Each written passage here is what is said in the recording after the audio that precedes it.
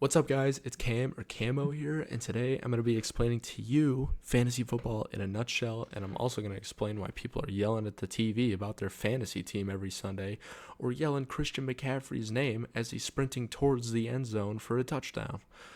Anyways, let's break it down step by step. No experience needed. This is a complete beginner guide, and I'll make it quick.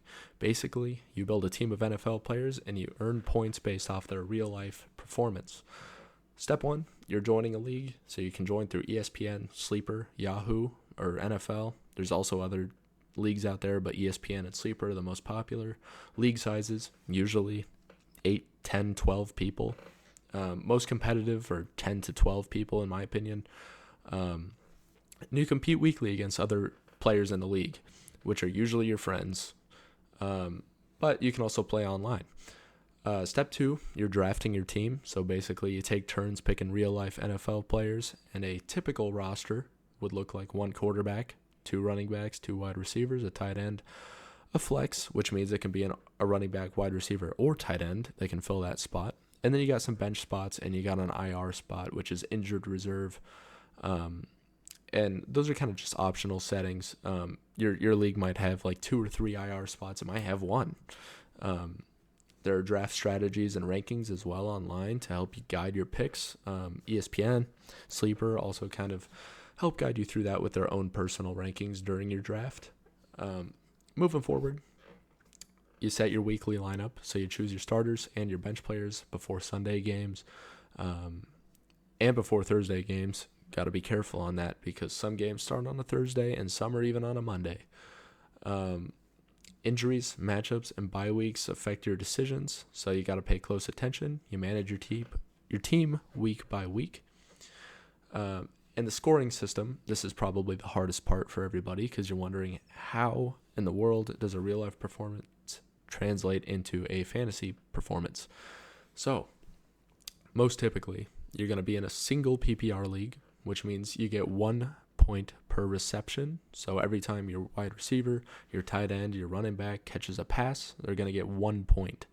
So there is PPR, half PPR, and non-PPR. They're pretty self-explanatory, but 1 PPR is 1 point per reception. Half PPR is half a point per reception, and no PPR is no points per reception. A passing touchdown is typically 4 points for your quarterback. A rushing or receiving touchdown is 6 points per, and then every 10 yards rushing or receiving is 1 point. And basically, 1 yard is 0.1 point. Just to kind of break that down a little further. Let me explain to you a real-life scenario. Let's say you have CeeDee Lamb on your team. He just caught a 10-yard touchdown. So let's think about that for a second. The reception, 1 point.